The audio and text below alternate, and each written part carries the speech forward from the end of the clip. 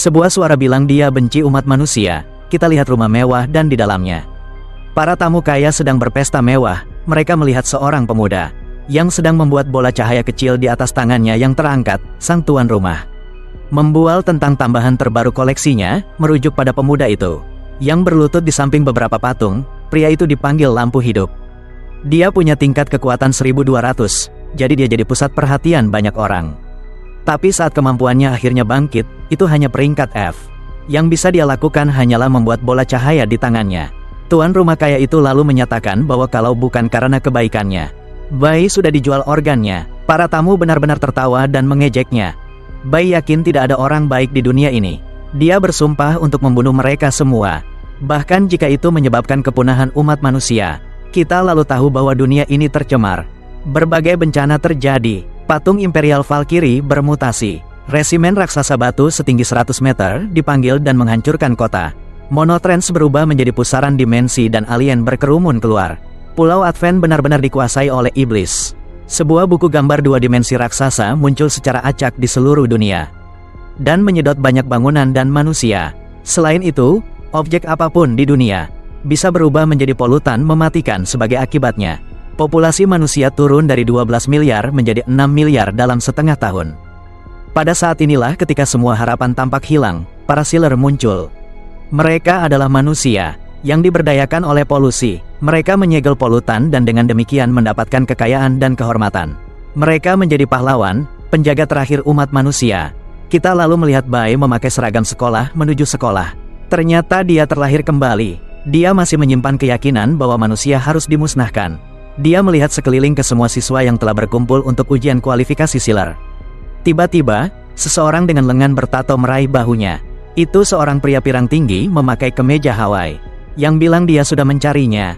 Bai ingat Kim, yang adalah lintah darat yang menghancurkan keluarganya di kehidupan sebelumnya. Kim mengejeknya karena tidak mengatakan apa-apa, lalu menarik perhatian siswa di dekatnya. Dia bilang Bai itu jenius, yang 3 tahun lalu kekuatannya mencapai level 1200. Para siswa sudah familiar dengan cerita itu dan mulai menertawakannya. Mereka mengejeknya karena hanya membangkitkan kemampuan yang payah. Meski energinya tinggi, Kim ikut tertawa. Dia bertanya bagaimana rasanya diperhatikan semua orang. Hanya dengan menjadi sealer, Bai bisa dijual dengan harga yang bagus untuk membayar utangnya pada Kim. Jika tidak, organ tubuhnya mungkin akan ditemukan di seluruh dunia. Bai sudah familiar dengan kejadian ini. Karena semua ini terjadi persis sama seperti di kehidupan sebelumnya. Kim meninggal dalam insiden polusi, jadi Bai tidak bisa membalas dendam. Dia lalu mencengkeram-keram baju Kim dan memarahinya karena berisik sekali. Selain itu, dia menghinanya dengan menggunakan putrinya sendiri. Rentenir itu marah dan mengepalkan tinjunya saat hendak memukul Bai. Namun, pemuda itu tidak terganggu dan bahkan menantang Kim untuk memukul wajahnya. Dia bilang kalau dia terluka, dia tidak akan bisa lulus ujian. Dan kemudian Kim harus menjelaskan pada bosnya mengapa dia tidak bisa membayar pinjaman. Rentenir itu sedikit berkeringat karena tahu Bai benar. Dia melepaskan siswa itu lalu berkata, "Awas saja kalau sampai tidak lulus, atau kau akan menyesal." Yang mengejutkan, Bai menunjuk wajahnya, lalu dengan seringai menyeramkan, berkata bahwa dia telah ditandai. Dia lalu berjalan pergi dengan santai. Siswa lain terus menghindarinya, bahkan menolak untuk menatapnya. Tidak seorang pun dari mereka ingin dikaitkan dengannya. Bai sudah menduga semua ini karena begitulah sifat manusia. Kita lalu kembali ke 3 tahun lalu di lokasi ujian yang sama ini. Bai saat itu adalah remaja polos yang penuh antusiasme. Dia memberitahu semua orang, "Mimpiku adalah melindungi umat manusia dan menyegel semua polutan di dunia." Di usia 16 tahun, beberapa orang membangkitkan kemampuan khusus yang unik. Mereka yang memenuhi kriteria tingkat kemampuan dan pertempuran dapat menjadi sealer. Kemampuan adalah keterampilan. Tingkat kekuatan adalah jumlah energi yang kau miliki. Level menentukan seberapa kuat kemampuan itu nantinya. Kerumunan orang melihat dengan kagum. Karena percaya tingkat kekuatan remaja itu akan membuatnya menjadi pilar negara. Kepala sekolah Puskin bergerak lebih dekat untuk menggunakan kemampuan meramalnya. Sambil melakukan itu, ia meletakkan tangannya di kepala remaja itu dan berkata, dia belum bisa melihat apa yang akan dibangkitkannya. Suaranya kemudian menjadi lebih keras. Saat ia menyatakan bahwa ia bisa melihatnya, pemuda ini akan bersinar di antara bintang-bintang. Para siswa menjadi lebih bersemangat karena bahkan para pahlawan terkenal sekalipun belum pernah menerima ramalan semacam itu. Saat itu, Bai berpikir hidupnya akan luar biasa. Ibunya bisa membeli sayuran terbaik, dan adiknya bisa membeli rok panjang yang diinginkannya. Ayahnya bisa bersantai, dan ia akan bisa bertemu banyak gadis cantik. Ia memikirkan semua pinjaman mahasiswa, laporan berita, dan janji sponsor tingkat lanjut. Kemudian kekuatannya terbangun. Itu adalah bola cahaya pemanggil peringkat F. Itu adalah bola cahaya sederhana tanpa panas, tanpa efek, dan tanpa kekuatan serangan. Semua niat baik yang telah ia terima dari orang lain dengan cepat berubah menjadi reaksi keras yang kejam. Mereka melihatnya memiliki kekuatan sampah dan berhenti melihatnya sebagai manusia. Ia ingat semua hal mengerikan yang terjadi padanya dengan perasaan yang mirip dengan jatuh ke jurang maut. Semua keuntungan ditarik, dan mereka harus menjual rumah untuk melunasi hutang ayah mereka. Ayahnya berutang uang pada Kim, dan membawa adiknya bersembunyi di luar negeri. Sekarang ia di sini, mengikuti ujian penyegel, supaya ia bisa lulus dan membayar kembali uang itu. Sejauh ini, semuanya terjadi dengan cara yang sama. Termasuk dia, saat ia melihat seorang gadis siluman berambut panjang. Ia sedang memeriksa pedangnya. Saat Bai berpikir bahwa sementara umat manusia harus punah, dia pantas untuk hidup. Sebuah suara di pengeras suara menarik perhatian para siswa, dan mengumumkan bahwa ujian akan segera dimulai. Mereka diinstruksikan untuk membentuk tim, kemudian mencari polutan dan menyegelnya. Saju kemudian menyatakan bahwa ujian telah resmi dimulai. Ia berharap semua orang beruntung. Saat mereka dengan panik mulai membentuk tim, beberapa siswa memohon untuk diizinkan masuk. Beberapa tim menyebutkan kemampuan mereka. Tim lain mencari satu anggota lagi, yang akan sesuai dengan keterampilan mereka. Saat para siswa bergegas di sekitar lapangan, seorang guru mencatat bahwa yang paling kuat telah setuju untuk bergabung bersama. Sebelum ujian dimulai, ini bisa jadi tidak adil bagi yang lain. Pemeriksa jin memperhatikan bahwa mereka yang pergi sendirian biasanya tidak bertahan lama. Soji mencibir, mengatakan bahwa menyelesaikan tugas hidup-hidup adalah yang terpenting. Koneksi, uang, dan kekuasaan adalah faktor yang ada, dan mereka yang hidup adalah mereka yang berguna. Jin lalu memberitahukan bahwa 95% siswa sudah menemukan tim. Ia melihat statistik dan menyadari bahwa level kekuatan semua siswa di bawah 100. Ia kemudian terkejut saat membaca bahwa seorang siswa memiliki level kekuatan 1200. Namun, Hu menunjukkan bahwa Bai bahkan tidak punya tim yang menginginkannya. Di lapangan, para siswa kini berpasangan dalam kelompok berempat atau berlima. Seorang siswa berambut jabrik memohon pada satu tim untuk menerimanya. Akan tetapi, mereka mendorongnya menjauh karena dia hanya seorang peringkat E. Bai mendekati siswa itu dan menyarankan agar mereka bersama karena sama-sama tak bisa menemukan tim. Siswa itu marah mendengar saran tersebut dan menolak. Selain itu, dia memukul Bai dan menyuruhnya menjauh. Pemuda itu mendongak, dan teringat bagaimana remaja itu dulu bertingkah seperti temannya. Dia menutupi hidungnya yang berdarah saat ditinggal sendirian lagi. Tepat saat itu, gadis cantik dari sebelumnya memberinya sapu tangan. Namanya Sina, dan dia memiliki rambut serta mata ungu. Bai menyuruhnya untuk berhati-hati, karena dia belum membangkitkan kekuatannya. Sina berkata untuk tidak khawatir karena semua orang tahu dia memiliki 0 kekuatan dan level kekuatan 0. Bai tersenyum, dan berkata bahwa masa depan memiliki kemungkinan tak terbatas. Shaun lalu memanggilnya dan meminta informasi pribadinya agar mereka bisa bekerja sama. Dia adalah peringkat B dengan kemampuan tinju batu. Sina menjelaskan bahwa sepupunya menyewa tim untuk membantunya lulus ujian. Dia lalu bertanya apakah Bai bisa ikut. Dia berkata bahwa mereka di sana untuk mengikuti perintahnya, dan Bai bertanya mengapa dia membantunya. Dia ingin tahu jawabannya dan menganggapnya sangat penting. Dia menjawab bahwa itu mungkin simpati dan dia tidak seharusnya terlalu memikirkannya. Dia lalu menyerahkan kertas aplikasinya kepada Zhang. Pria besar itu bertanya bagaimana Bai tahu namanya. Bai membuat bola cahaya kecil di antara jari-jarinya dan berkata itu bisa menerangi yang tak diketahui. John terpana, tapi Bai bilang dia cuma bercanda. Para siswa lalu diinstruksikan memasuki area gedung sekolah untuk mencari polutan pemicu. Kita ikuti kelompok 4 siswa saat mereka berjalan di antara gedung-gedung. Mereka adalah Gray, rank D dengan kemampuan menumbuhkan tanaman, Chen, rank C yang punya life attain, Yehan seorang penyembuh, dan Luna si gadis kucing dengan kemampuan kejut beku. Chen berharap mereka bisa menemukan beberapa polutan di area ini.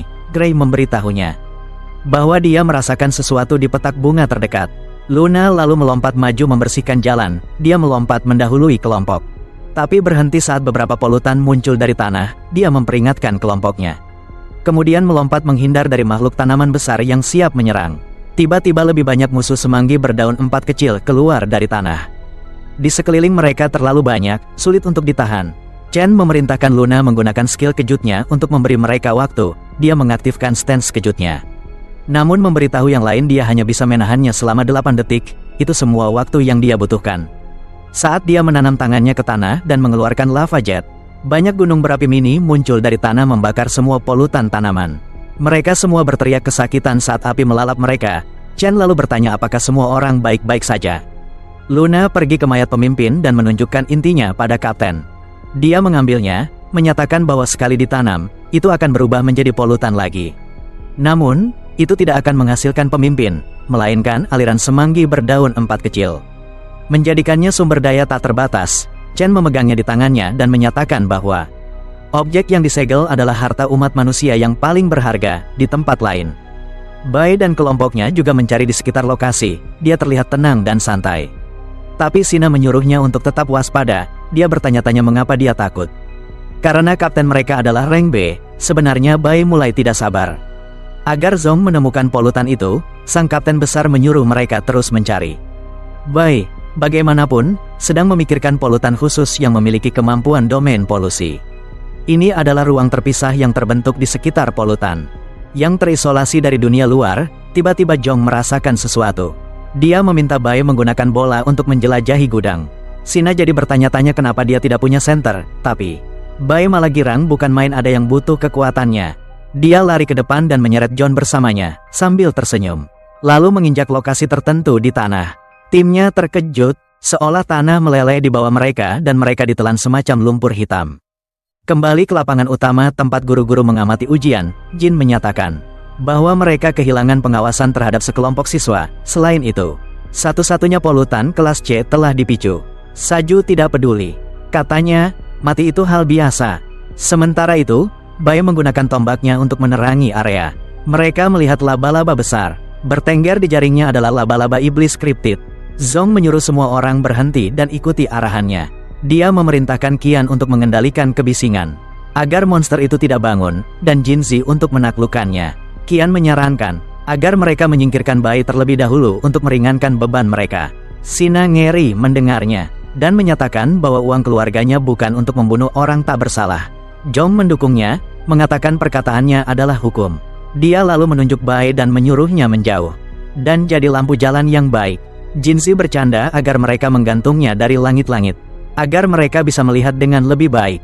Ketiga pria itu tertawa. Tapi Sina menyuruh mereka waspada karena ada sesuatu yang terasa tidak beres. Bai lalu meraih tangannya, dan dia bertanya apa yang dia lakukan. Dia tahu dia memegang pedang ajaib dan berkata mereka berdua tidak mampu bertarung. Jadi dia harus membiarkan seorang pria melindunginya. Sina terdiam, dan Bai berkata bahwa dia sebenarnya dipenuhi dengan rasa keadilan dan tanggung jawab. Matanya bergerak ke bawah saat dia mengangkat pedang dan menggunakannya untuk menusuk bayangan Sina. Teman-temannya terkejut saat Bai menyuruh Goki, tuan kedua dari keluarga Jai, untuk keluar. Sina terkejut saat Bai menariknya menjauh dari bayangan. Goki kemudian perlahan muncul dari kegelapan dan memuji ketajaman mata Bai. Dia lalu menyuruh pemuda itu untuk bergabung dengan penelitiannya, yang tentang mentransfer tingkat kekuatannya kepadanya. Sen masih syok sepupunya ada di sini, sementara Bai sudah siap menghadapi ini. Dia ingat di kehidupan sebelumnya, Goki membuat laba-laba memakan salah satu tangannya. Dia juga tanpa malu memperkosa sepupunya. Sekarang Bai tersenyum padanya dan berkata, "Kau akan merasakan bagaimana rasanya disiksa dan dibunuh." Dia lalu mengangkat tangannya dan menyatakan bahwa inilah saatnya menunjukkan kemampuan aslinya.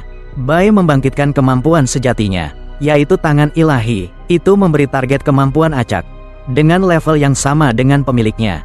Kemampuan ini kemudian dapat ditarik kembali, dan target akan menerima umpan balik dari tingkat kekuatan itu.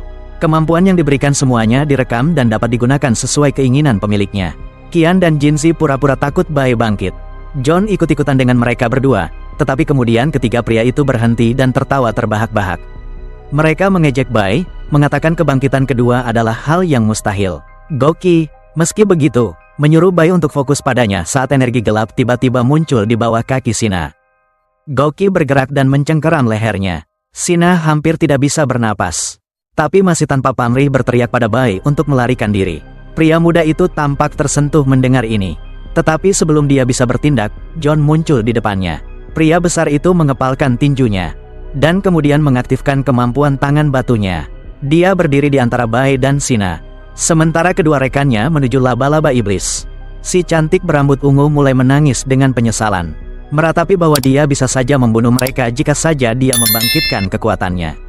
Bai kemudian mengarahkan tombaknya padanya dan berkata dia akan memberinya kesempatan untuk mengubah takdirnya. Dia melemparkan bola cahaya ke depan. Bola itu melesat tepat di sampingnya. Jin Gouqi sangat marah dan memasang dinding bayangan. Anehnya, bola itu menembus dinding itu dan menuju tepat ke Sina. Bola itu memasuki dahinya dan dia tiba-tiba mulai bersinar.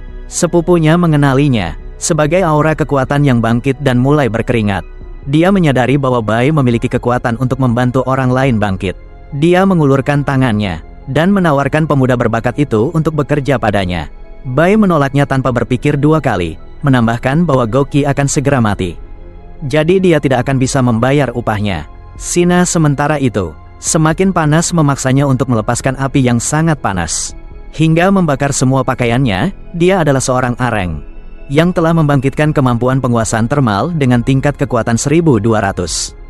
Sina tidak percaya apa yang terjadi. Bi menyuruhnya untuk berhenti berdiri diam dan bergerak. Dengan tatapan tajam dia menoleh ke Gouqi. Dia mencoba membujuknya untuk tidak bertarung, mengatakan dia belum familiar dengan kekuatannya. Jong, meskipun begitu, sebenarnya bergerak ke arahnya. Berencana menyerang dari belakang, dia melompat dan bersiap untuk menghancurkannya dengan tinjunya yang besar. Sina melihatnya datang dan meledakkannya dengan semburan api yang kuat. Song hangus menjadi renyah. Sementara Gouqi melihat dengan tidak percaya karena bahkan dia tidak bisa membunuh seorang bereng dalam satu serangan. Dia menggunakan kemampuannya untuk menyelam dan bersembunyi di dalam bayangan. Dia bergerak di belakangnya berpikir bahwa sementara dia telah membangkitkan kemampuan termal, itu memiliki jangkauan serangan yang pendek yang bisa dia manfaatkan. Dia bergerak lebih dekat berencana untuk membunuhnya dengan belati bayangannya. Dia keluar dari bayang-bayang dan terlihat siap untuk menyerang. Meskipun begitu, bertanya apakah Gouqi benar-benar berpikir dia aman untuk seorang areng dengan tingkat kekuatan 1200. Menghancurkannya akan seperti menghancurkan serangga. Gouqi masih bertekad untuk tidak menyerah dan menembak Sina. Meskipun begitu, juga menyerangnya dengan ledakan api terkonsentrasi yang kuat, yang menetralisir belati bayangannya dan membakarnya hidup-hidup. Dia merayakan kemenangannya. Sementara Sina menarik napas dalam-dalam dan kemudian menilai kembali apa yang baru saja terjadi padanya. Seperti seorang pria yang baik, dia menutupinya dengan jaketnya dan berkata, adalah normal bagi jantungnya untuk berdetak begitu cepat dalam pertarungan pertamanya. Sina masih tidak percaya bahwa sepupunya yang telah begitu baik padanya sebelumnya mencoba membunuhnya. Dia menambahkan bahwa orang tuanya mungkin juga menderita kematian yang mengerikan di tangannya. Karena dia berencana untuk mengambil alih keluarga, dia berterima kasih padanya dengan sepenuh hati. Lalu pingsan di pelukannya karena kelelahan, kemudian merasakan gelombang energi dan menyadari bahwa dia juga mendapatkan kemampuan yang dia bangkitkan. Dia juga mendapat umpan balik tingkat kekuatan 9, membawa totalnya menjadi 1209.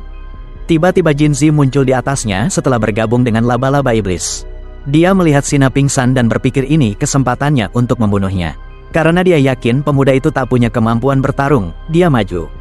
Tapi Bai meraih Sina dan melompat menjauh ke tempat aman. Dia tersenyum dan bertanya-tanya kenapa Jinzi berasumsi seperti itu. Iblis laba-laba itu, walau begitu, sudah dipenuhi nafsu darah. Sambil berteriak bahwa Bai tak punya tempat bersembunyi dan akan mati. Penguasaan termal membentuk kerucut cahaya energi panas dengan melepaskan panas seketika. Bai meraih botol air dan bertanya-tanya bagaimana jika menyerap panas, dia membuang airnya. Memungkinkannya menyerap panas dan memadatkan air menjadi es. Membentuk pedang es pada 0 derajat, dia berbalik menghadapi Jinzi dan bertanya kenapa dia harus bersembunyi. Jinzi menyuruh Qian, yang bersembunyi di belakangnya, untuk tidak takut. Dia bertanya apakah temannya punya trik, dan Qian menjawab bahwa dia hanya butuh waktu. Ini bukan masalah bagi Jinzi. Saat dia melemparkan jaring laba-laba beracun, Bai melihatnya datang dan tersenyum penuh percaya diri. Dia mengayunkan pedangnya menggunakan tebasan 0 derajat. Ini mengirim gelombang kejut es yang mengenai jaring itu dan mengubahnya menjadi bubuk beku. Bai menatap Jinzi dan bertanya apakah hanya itu yang dia punya. Dia lalu melompat maju dan menyerang kaki iblis laba-laba itu dengan pedang esnya. Jinzi berteriak ketakutan. Bai menyuruhnya untuk jangan mati dulu. Karena dia masih punya beberapa eksperimen untuk dicoba, dia menusukkan pedangnya ke depan, tepat ke dalam mulut laba-laba. Kepala iblis itu mulai membeku. Sementara bagian atas pedang mulai mendapatkan warna keunguan. Bai mencabutnya dan melihat bahwa pedangnya menjadi lebih panjang. Pedang itu juga mampu menyerap racun laba-laba, memberikan efek racun. Dia mengangkatnya tinggi lalu bersiap untuk memberikan pukulan terakhir. Jinzi berteriak bahwa dia tidak boleh dibunuh. Dia adalah satu dengan laba-laba, dan kematiannya akan mengakibatkan domain polusi pecah. Bai melihat bahwa dia benar. Gouki merencanakan pembunuhan ini dengan maksud menggunakan domain polusi untuk menghancurkan semua jejak kejahatannya. Jinsei melihat sebuah kesempatan dan melepaskan kendali atas iblis laba-laba. Jika dia kehilangan kendali atas iblis, itu akan membuka domain polusi dan melarikan diri saat merasa nyawanya terancam. Sementara itu, Qian sibuk mengumpulkan kekuatan suara. Bai melihat laba-laba itu akan jadi masalah, tapi bisa diatasi nanti saja. Qian menyelesaikan pengisiannya dan menembakkan meriam Sonic Slam. Lewat begitu saja di telinga Bai, membuatnya berlutut. Ampun, karena suara yang dahsyat, Qian senang. Semua manusia punya kelemahan yang sama ternyata. Gen Z berlari untuk mengambil pedang Sina, jangan sampai disia-siakan. Laba-laba iblis juga perlahan mendekati Bai yang masih berlutut. Bergerak maju untuk menerkam, tapi Bai berhasil pulih dan mengubah pedang esnya menjadi perisai es untuk menahannya. Dia tersenyum, katanya, sekarang dia tak punya alasan lagi untuk ragu membunuh. Dia lari dari laba-laba, sementara Qian menyiapkan serangan suara lagi. Lalu panik saat menyadari Bai menuju tubuh kapten mereka. Dia berdiri di atas mayat Zong yang hangus dan melempar bola cahayanya, memberinya 1200 tingkat kekuatan. Lumayan. Dia langsung mengambilnya kembali, jadi langsung dapat kemampuan Rock Fist dan tambahan 212 poin kekuatan. Dia langsung menggunakannya di tangan kanannya, lalu menggunakannya untuk menghancurkan laba-laba iblis seperti serangga. Gepeng, dia lari lagi, kali ini ke mayat Guan. Dasar oportunis. Dia melakukan hal yang sama seperti yang dia lakukan pada Zong. Dan begitu saja, dia sekarang memiliki Black Shadow, kemampuan tingkat tinggi juga. Gokil, Jinzi dan Qin mencoba menyerangnya dari belakang, tapi Bai menghilang ke dalam bayangannya. Menghindari serangan mereka, bayangan itu mulai menyelinap di tanah. Seperti ular, Qian menyadari bahwa Bai punya kemampuan meniru skill orang lain. Bayangan gelap diam-diam muncul di belakang siswa tak berdaya dan Gulsen dalam kegelapan. Bai juga mendapatkan skill suara dalam prosesnya, meninggalkan Jinzi yang gemetar ketakutan. Bai menampakkan diri, dan berkata mereka akan melakukan satu eksperimen lagi. Jinzi kabur menyelamatkan diri. Saat Bai mencoba kombinasi kemampuan, dia menggunakan Rock Fist untuk membentuk bayangan dasar, sihir untuk bahan bakar, dan kekuatan panas dan suara digabungkan untuk membentuk meriam energi termal. Dia menyebutnya serangan spesial untuk membunuh Pushkin, Hell Crusher Gold Cannon. Dia menembakkan mantra kuat itu ke musuhnya yang meringkuk dan tak berdaya untuk membela diri. Ledakan itu benar-benar menghancurkannya, sementara Bai senang eksperimennya berhasil. Domain polutan kemudian menghilang, meninggalkan Bai dan Sina kembali ke kampus. Dia puas. Karena polutan itu juga berhasil disegel. Dia memegangnya di tangannya, lalu mendongak dengan terkejut. Saju, para penguji lain, dan beberapa mahasiswa ada di sana. Menyaksikannya, Bai bertanya apa yang mereka lakukan di sana, dan Saju balas bertanya di mana Gouki berada. Bai bisa tahu dari cara Saju bertanya tentang Gouki, bahwa dia berkolusi dengannya. Dia menatap Sina dan ingat bagaimana dia mati secara tidak adil di kehidupan sebelumnya. Dan bagaimana dia ingin menghindari nasib seperti itu untuknya. Kali ini, Bai berpura-pura tidak tahu siapa Gouki, dengan bertanya apakah dia sepupu Sina. Dia bertanya-tanya apakah dia tahu sejak awal bahwa tubuh Gouki akan menghilang. Begitu domain polut menghilang, tiba-tiba pengawal Sina tiba.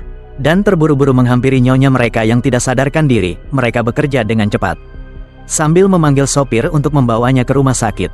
Dan menutupi Sina, Bai mengatakan pada mereka bahwa dia akan baik-baik saja. Dan hanya kelelahan. Kepala pengawal, Rian, berpikir, dia pasti ada hubungannya dengan kondisi nyonyanya, dan menuntut untuk tahu darinya apa yang terjadi. Saju juga meminta para pengawal untuk menangkapnya, karena dia juga punya beberapa hal untuk ditanyakan kepadanya. Hal ini membuat semua orang mengepungnya. Salah satu pengawal, Fanny, melepas kacamatanya untuk menggunakan kekuatannya mengunci target. Dengan penglihatannya, para wakil penguji juga mengaktifkan kekuatan mereka untuk bersiap. Bai mencoba menenangkan mereka dan meminta untuk menghilangkan kekuatan mereka agar dia bisa menjelaskan dengan benar. Jauh di lubuk hatinya, dia tidak ingin menghadapi mereka secara langsung. Karena dia belum tahu apa-apa tentang kemampuan mereka, sayangnya, Ryan setengah berubah menjadi wujud monsternya, dinosaurus. Mengancam akan mencabik-cabiknya jika dia tidak menceritakan semuanya. Bai menyadari bahwa dia tidak bisa melarikan diri dari mereka, apapun yang dia lakukan. Saju memberitahunya bahwa dia berwenang untuk mengeksekusinya.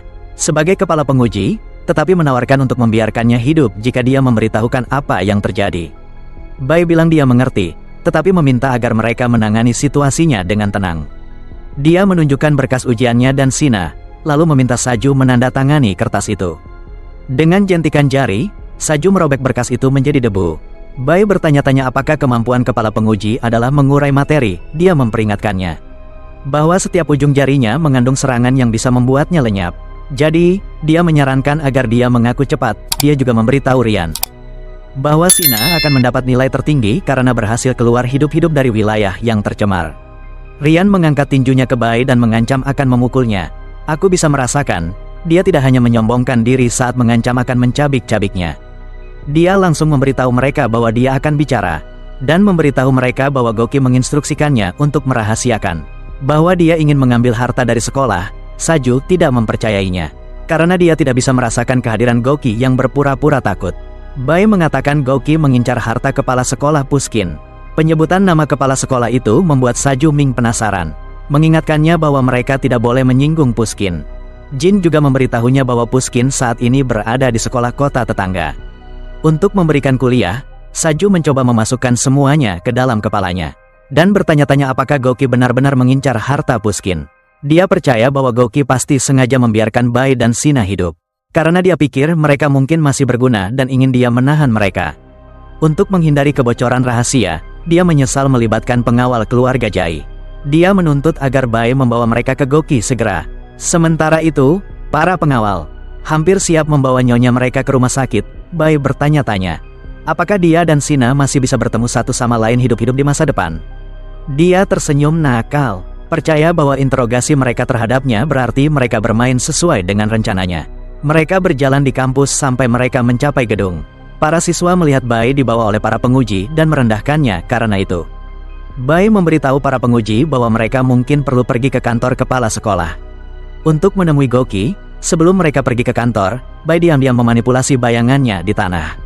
Mereka membuka pintu ke kantor agar para penguji bisa melihat. Rupanya itu Goki dalam wujud bayangannya. Terima kasih Puski sudah menerimanya di kantor. Di kehidupan lampaunya, bayangan Goki itu langsung menyambar patung emas pajangan. Kemudian melemparkannya ke Saju, dan dia berhasil menangkapnya. Bai mengumumkan kalau domain polutan kelas S telah terbuka. Cahaya terang menelan bangunan itu, begitu menyilaukan. Sampai-sampai para siswa di luar pun menutupi mata mereka.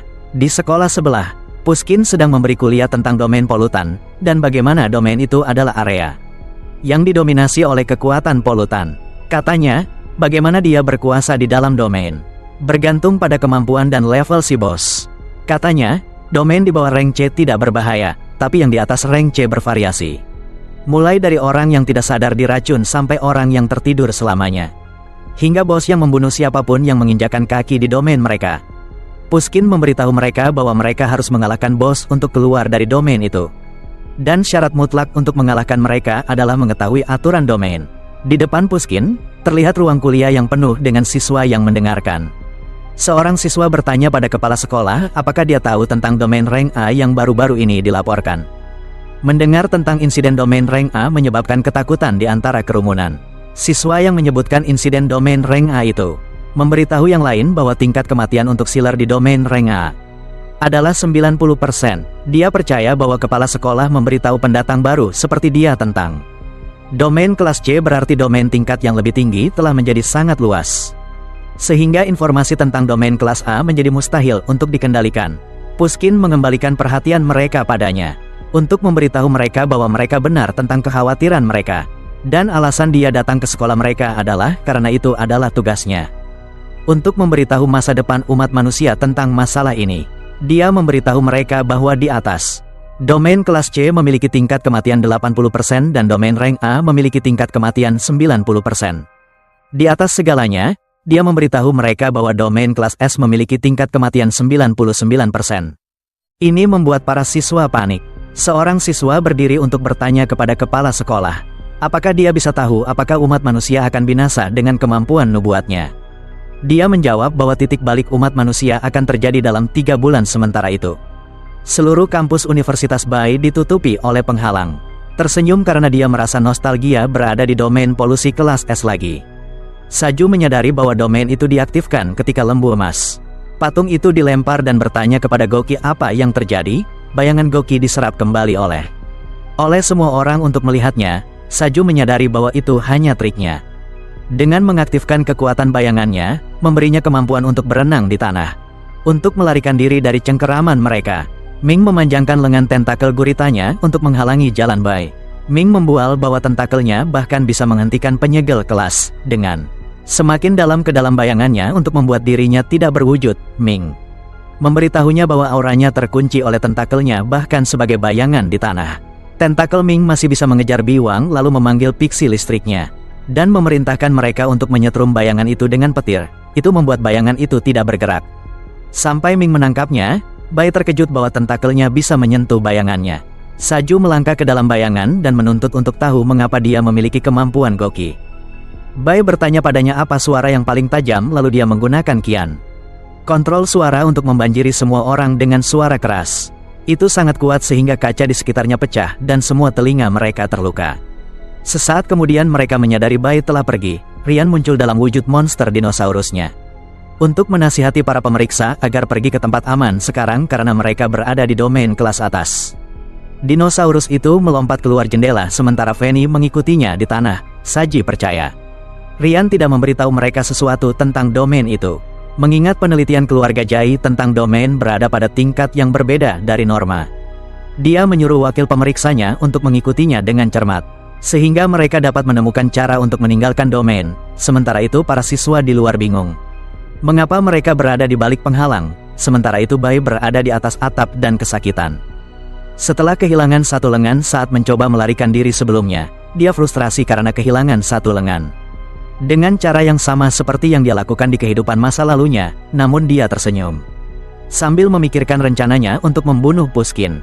Demi menghentikannya melakukan sesuatu dalam 3 bulan ke depan, para siswa mulai panik. Mereka terjebak di dalam penghalang. Chen melihat situasi ini dan berpikir, dia bisa memanfaatkan yang lain untuk mencari tahu aturan domain polusi ini. Ia menarik perhatian semua orang dan memberitahu kalau penghalang ini sebenarnya bagian dari ujian. Mereka harus bekerja sama untuk mendapatkan nilai yang lebih baik. Dia sukarela menjadi pemimpin mereka. Dan dengan bangga menyombongkan nilai A+-nya dalam perencanaan taktis. Luna, si gadis kucing, mendukungnya bahwa dia akan menjadi pemimpin yang hebat. Salah satu siswa, Masa, frustrasi karena Chen mendahuluinya dalam menjadi sukarelawan sebagai pemimpin. Ia percaya seharusnya bisa mendapatkan nilai yang lebih tinggi jika dia yang jadi kapten. Seorang alpha bernama Yin bertanya pada Chen untuk menunjukkan kemampuannya, agar dia yakin bahwa Chen akan menjadi pemimpin yang baik bagi mereka. Chen mendemonstrasikan kekuatannya dengan mengubah lantai di dekatnya menjadi lava. Saat dia bertanya apakah mereka terkesan dengan kemampuannya, seekor banteng yang terbuat dari energi merah menerjangnya di depan kerumunan siswa. Mereka semua menjadi lebih ketakutan sekarang setelah mereka memastikan bahwa mereka berada di dalam domain, dan bahwa aturannya baru saja diaktifkan. Mereka mencoba mencari tahu aturan apa yang dia langgar, tapi tidak bisa dengan informasi yang begitu sedikit. Luna meratapi kaptennya yang mati dan gemetar. Saat sebagian dari darah Chen mengenai tangan si gadis kucing, banteng itu menyerangnya juga. Sebagian dari darahnya mengenai pakaian orang lain yang menonton dan mereka juga ikut diterjang. Sementara itu, Bai berada di atap, menyaksikan para siswa terbunuh satu persatu. Dia meratapi bahwa orang-orang harus mati di dunia ini. Dia tahu bahwa dalam 3 bulan, Pushkin akan melepaskan banteng iblis ke dunia. Hanya menyisakan beberapa lusin orang di kota hewan. Dia ingat sampai banteng itu melahap semua. Sampai tidak ada seorang pun yang tersisa baginya. Apa yang terjadi sekarang terasa begitu kecil. Situasi di sekolah sangat mengerikan sehingga siswa mulai saling menindas. Yang lain berlutut memohon agar situasi ini berhenti. Bai memberitahu para pemirsa bahwa polutan itu adalah peringkat S, Golden Bull Rush, dan bahwa sekali diaktifkan, monster itu akan menginjak-injak siapapun yang menyebabkan sedikit perubahan warna. Begitu orang-orang semakin marah, aturannya menjadi semakin ketat. Dia berpikir betapa mengerikannya si Pushkin itu. Ya ampun. Karena mengubah monster seperti itu menjadi senjata, dia melompat dari atap. dan menggunakan kemampuan perubahan termal untuk memanaskan udara di bawahnya. Sehingga memperlambat penurunannya, dia mendarat dan menangkapnya. Betapa hati-hatinya dia agar tidak memicu aturan perubahan warna. Dia percaya bahwa begitu siang berubah menjadi malam, daerah itu akan menjadi pembantaian. Dia tidak ingin mengingat kekacauan di masa depan. Maka dia fokus mencari Sina dan menyelamatkannya. Sementara itu, Fanny bertanya pada Rian apakah mereka akan mengejar Bai. Rian mengingatkannya bahwa tugas mereka adalah melindungi Sina. Dan menemukan Goki Sidino, juga memberitahunya bahwa dia tahu Bai menyelamatkan nyawa Sina. Serta dia hanya berpura-pura bersekutu dengan Saju. Diam-diam Fanny ingin membunuh Rian dan Sina karena kesetiaannya adalah pada tuannya, Goki. Wang memberitahu Rian bahwa Sina masih tidak sadarkan diri tetapi baik-baik saja di dalam van. Wang dan Fanny saling memberi isyarat bahwa inilah saatnya rencana pengkhianatan mereka. Mereka ingin Rian masuk ke van sehingga mereka dapat memicu bom di bawahnya. Diam-diam Wang memiliki saklar lampu yang terbuat dari energi, yang terhubung ke bom di bawah van dan begitu dia menekannya, itu akan meledak. Wang percaya bahwa begitu Goki menjadi kepala keluarga, posisinya juga akan naik. Dia siap menekan saklar. Tahu hidupnya akan berubah selamanya begitu dia melakukannya. Fanny menghentikannya untuk menekan karena dia melihat seseorang datang, ketiga penguji muncul. Dan Saju memberitahu Wang dan Fanny untuk membiarkan bos mereka keluar dari van. Karena mereka perlu berbicara tentang domain polusi. Diam-diam Saju menginginkan kesempatan untuk membunuh Sina, tetapi tidak dapat menemukan celahnya. Dia khawatir jika dia mengacaukan kepala keluarga Jai saat ini. Dia akan mendapat masalah. Rian keluar dari van untuk memberitahunya bahwa dia tidak ingin bekerja sama dengan mereka, karena prioritas mereka adalah membawa Sinet ke tempat aman. Saju menyarankan agar mereka bekerja sama untuk menjaganya tetap hidup. Dia mengakui bahwa kekuatannya untuk mengubah sesuatu menjadi debu adalah sesuatu yang hanya diberikan kepadanya. Dan dia menjelaskan kalau kemampuan aslinya adalah ransel spasial. Dia bilang bisa membuka portal ke dimensi lain, biar kita aman dari bahaya. Rian lihat rencana dia buat semua berlindung di ruangannya. Saju bertanya, apa kata penelitian keluarga Jai tentang mengalahkan domain tingkat tinggi? Satu-satunya info dari Rian, kita semua bakal tamat. Cuma polutan yang bisa ngalahin polutan. Saju ngamuk, berhenti nyimpan info. Kita semua lagi bahaya. Rian bilang mau cerita lebih, asal Sina masuk ke ruangannya duluan. Sagi nyeletuk, rencananya kumpulin semua murid yang masih hidup. Terus cari informasi. Rian gak setuju, ngumpulin orang sama aja nambah kesempatan aturan itu aktif. Mendingan selidiki mayat buat info. Dia perintah Fanny pakai visionya. Buat analisis mayat. Fanny lepas kacamatanya dan aktifin kemampuan visinya. Sementara itu, Saju sibuk nyusun rencana kaburnya sendiri. Dia suruh Jin cek info mahasiswa. Terus perintah Ming, buat pakai tentakelnya culik murid secara sembunyi-sembunyi. Dia mau kumpulin sebanyak mungkin nyawa buat dikorbanin, biar dapat informasi.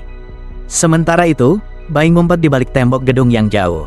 Dia dengar rencana mereka nyulik murid buat ngetes aturan. Dia mikir gimana caranya nyampe ke Sina pas semua lagi campur aduk. Dia kaget, tiba-tiba ada siswi nyelinap di belakangnya. Dia nanya, kamu bisa bantu apa biar aku gak bunuh kamu? Dia kenalin diri sebagai Xiao, bilang tentakel Ming bakal nyulik dia 17 detik lagi. Anda bisa pakai saya sebagai umpan untuk mundur. Bai penasaran, apa kemampuanmu? Dia langsung nyekek lehernya. Tentakel Ming datang dan nyulik Xiao. Bai mikir, wah, salah nih ngacangin gue. Dia pakai kekuatannya buat ngasih orang lain kemampuan. Dia kasih Xiao kekuatan pas lagi diculik tentakel. Cahaya kekuatannya nyampe ke Ming. Dia nyedot semua energi Ming, bikin dia pingsan. Terus dia nginjek salah satu tentakelnya yang lemes, dan menggunakannya sebagai saluran untuk mengirim bayangannya pada Ming, hingga banteng itu menyeruduk Ming. Sebelum sesuatu terjadi padanya, Saju menggunakan kemampuan spasialnya untuk kabur. Saat itu Bai mengaktifkan Hell Crusher Gold Cannon-nya dan menembakkan gelombang suara terkonsentrasi, menghabisi Fanny dan tongkatnya. Bahkan lebih banyak kemampuan ditambahkan ke koleksi Bai. Xiao kagum betapa kuatnya Bai dan bagaimana dia hanya butuh beberapa detik untuk menyusun rencana serangan balik. Dia mengingat bahwa dia memberinya dan Ming kekuatan, lalu menariknya kembali seketika. Dia kemudian menaruh bayangan pada penguji untuk memicu aturan perubahan warna bersamaan dengan banteng iblis yang menyerangnya. Dia menembakkan meriamnya untuk mengalihkan perhatian Fanny agar tidak menyadari dia sudah mencuri kemampuannya. Karena perubahan warna ledakan, banteng iblis kembali untuk menghabisi semuanya. Dia mulai mengagumi sekaligus takut padanya. Dia mulai percaya bahwa dia adalah harapan untuk bertahan hidupnya. Bai membaca pikirannya dan menyuruhnya untuk terus memujinya. Xiao menyadari dia juga mencuri kemampuan membaca pikirannya dan menjadi sangat gugup. Bahwa dia mendengar semua yang dia pikirkan, Bai menyuruhnya melalui koneksi pikiran. Untuk diam dan mendengarkannya, dia mengatakan bahwa dia membutuhkan bantuannya. Karena mereka dapat berkomunikasi satu sama lain melalui pikiran mereka. Dia menganugerahinya kemampuan Rockfish dan tingkat kekuatan 1000. Untuk membantunya mengumpulkan siswa sehingga dia dapat mengumpulkan kemampuan untuknya. Dia memperingatkannya untuk tidak mencoba melarikan diri darinya. Karena dia dapat merasakannya kemanapun dia pergi di domain, bukannya merasa terancam. Hati Xiao meleleh untuknya. Dia berlari untuk melakukan apa yang dia perintahkan. Senang bahwa dia dan teman-teman sekelasnya akan selamat. Dia juga senang bahwa dia menunjukkan padanya melalui pikirannya semua yang dia tahu tentang domain. Dan bagaimana cara melarikan diri darinya, mengetahui ada seseorang seperti Bai. Mengisi hatinya dengan harapan bahwa mereka akan selamat, setiap pujian yang dia pikirkan semua sampai ke telinga Bai. Sementara itu, Wang melapor kepada Rian bahwa Vini telah tewas. Bai mendekati para pengawal dan memberitahu mereka bahwa Saju terus berada di dimensi ruangnya, melihatnya mendekat. Rian memerintahkan Wang untuk menjaga Sina di mobil. Bai memperingatkan mereka untuk tidak bertindak kasar. Kecuali mereka tidak ingin dia memicu aturannya, secara diam-diam Bai berkomunikasi dengan Rian. Dengan kemampuan transmisi suara untuk memberitahunya tentang bagaimana Guo ingin membunuh Sina. Untuk merebut posisi kepala keluarga, dan dia bekerja sama dengan kepala penguji. Dan dua pengawal lainnya yang bersamanya, dia juga memberitahunya tentang bom di bawah mobil. Mendengar tentang bom, Rian jadi berpikir dia mengancam nyawa mereka, dan membuatnya ingin menyerangnya, dengan menumbuhkan tentakel dari lengan kirinya yang hilang. Tentakel-tentakel itu melilit lengan Dino sebelum mengenainya. Dia mengakui bahwa dia hampir tidak bisa menahannya dengan kekuatannya. Dia mencoba memikirkan kemampuan yang berguna. Tetapi tahu bahwa salah satu dari mereka bisa memicu aturan warna, dia malah berteriak pada Wang untuk memicu bom di bawah mobil, seolah-olah mereka adalah sekutu rahasia Goki. Ini membuat Wang bersiap dan mengaktifkan bomnya. Rian dengan cepat berlari ke arahnya dan meraihnya sebelum dia bisa mengaktifkan bomnya. Dinosaurus itu menghancurkan tubuhnya dengan tangannya yang besar. Wang mengusulkan agar mereka mati bersama. Dan siap menekan saklar, Bai menghilangkan kemampuannya sebelum dia sempat. Rian kemudian melemparkan Wang ke jarak di mana banteng menabraknya seperti truk yang lewat. Rian bertanya mengapa dia membiarkannya membunuh Wang, padahal ada cara lain yang lebih manusiawi. Bai menjawab bahwa dia tidak peduli dengan hidup mereka. Dan satu-satunya nilainya adalah dia bisa membantunya melindungi Sina. Dia kemudian memanggil Saju untuk keluar dari ruangnya, meyakinkannya bahwa semuanya baik-baik saja sekarang. Asalkan dia tidak memiliki darah kehidupan di pakaiannya. Dia kemudian memberitahunya bahwa Goki sudah mati, dan dia tidak perlu lagi mengikutinya. Dan bahwa mereka seharusnya bekerja sama untuk merawat tanaman dan pohon. Untuk melindungi lingkungan, dia meraih Jin dengan kemampuan tentakelnya. Wakil penguji menyadari dia tidak bisa lagi mengaktifkan kemampuannya. Bai memberitahunya bahwa kemampuannya sekarang menjadi miliknya. Di tempat lain di kampus, seorang siswa melepaskan uang kertasnya. Dengan kekuatan untuk melindunginya dari mantra apapun saat dia mengaktifkannya. Cahaya hijau menyelimuti tubuhnya. Dia membual bahwa itu berhasil. Dan bahwa dia sekarang memiliki kemampuan untuk berjalan keluar dari penghalang. Tiba-tiba, bola perusak menghantamnya dan langsung membunuhnya. Yang lain panik karena uang kertas yang dia gunakan dianggap sangat sakti. Untuk perlindungan, mereka percaya, dari semua petunjuk ini, bahwa perubahan lingkungan adalah suatu keharusan. Mereka meninjau bahwa menyentuh darah kehidupan. Dan layar ponsel yang menyala dilarang, juga berubah menjadi burung.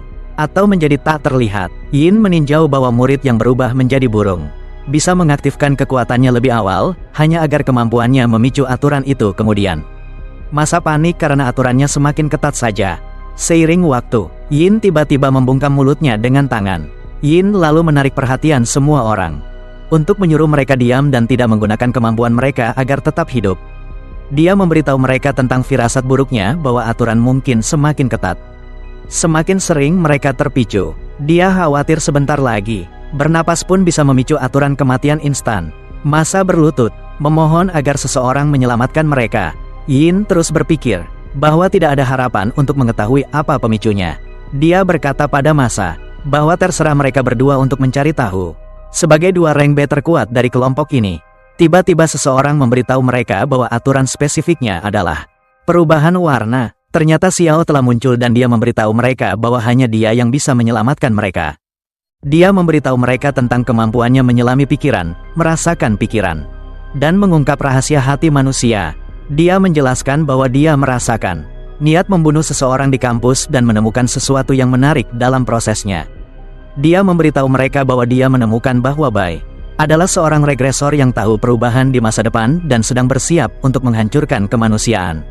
Mereka ingin mengatakan sesuatu tentang wahyunya, tapi dia bersikeras agar tak seorang pun dari mereka berkata sepatah kata pun. Dia kemudian berbagi bahwa Bai telah menolak kemanusiaannya dan berencana menghancurkan dunia, dan bahwa terserah mereka untuk menghentikannya. Dia menyentuh kepala Yin dan Masa untuk mengirimkan kepada mereka apa yang telah dia pelajari sejauh ini. Menyadari Bai sangat kuat, Yin dan Masa khawatir. Xiao juga berbagi bahwa dia memiliki kemampuan membaca pikirannya sekarang, tetapi percaya bahwa kelemahannya. Masalahnya, dia menelan mentah-mentah kemampuan tanpa mendalami setiap kemampuan itu. Dia bilang dia menciptakan penghalang mental yang mencegah dari mengintip ke dalam kepalanya, bahkan pikiran sepintas. Dan dia juga memberikan kemampuan itu pada mereka. Dia mengingatkan Masa bisa menembakkan proyektil energi, sementara Yin bisa menggunakan udara bertekanan untuk meningkatkan kebugaran fisiknya sementara waktu. Ini meyakinkan mereka berdua bahwa Xiao memang benar-benar seorang pembaca pikiran. Dia juga bilang dia tahu Yin memampatkan udara di sekitar mereka untuk membuat percakapan mereka pribadi dari siswa lain. Ini meyakinkannya bahwa dia memilih partner yang tepat, dan dia mengajak mereka menyelamatkan umat manusia bersamanya. Ini membuat Masa dan Yin mengajak siswa lain bersatu melawan Bai secara diam-diam. Chao senang karena para siswa begitu mudah dimanipulasi dan sedang merencanakan untuk memanfaatkan pengetahuan Bai tentang masa depan. Di tempat lain, Bai kesal karena kemampuan membaca pikirannya yang baru terus-menerus menunjukkan pikiran Fangel Xiao tentang dirinya. Saat ini, dia menghadapi Rian sembari mencoba memprediksi langkah Saju selanjutnya. Dia memberitahu Rian bahwa dia akan pergi, sembari diam-diam mengirim pesan padanya untuk terus melindungi Sina dan membunuh Saju di tempat. Bai menggunakan kemampuan Wang untuk menciptakan tali dari cahaya untuk berayun ke tempat lain. Rian bertanya-tanya bagaimana Bai tidak pernah ketahuan jika dia begitu kuat. Dia khawatir karena dia melindungi Sina, itu berarti dia juga punya kekuatan untuk merebutnya dari keluarga suatu hari nanti. Saju tiba-tiba membuka portalnya untuk keluar dari dimensi ruangnya. Dia menyarankan pada Rian agar mereka bekerja sama untuk menangkap Bai secara diam-diam. Dia memprioritaskan bantuan keluarga Jai, dan takut jika Bai berbicara dengan keluarga berarti dia dalam bahaya. Rian setuju untuk bekerja sama, asalkan dia memasukkan Sina ke dalam dimensinya. Sementara itu, banyak siswa telah berkumpul di lapangan olahraga untuk bekerja sama melawan Bai. Mereka membicarakan rencana untuk membiarkan Bai memancing Demo Bolt ke arah mereka, supaya mereka bisa menggabungkan kemampuan mereka untuk mengalahkan si pencemar itu. Sementara itu, Yin dan Masa sedang bertelepati dengan Xiao tentang bagaimana mereka akan meyakinkan Bai bahwa si banteng terperangkap di dalam dirinya, jadi mereka punya alasan untuk menyerangnya bersamaan.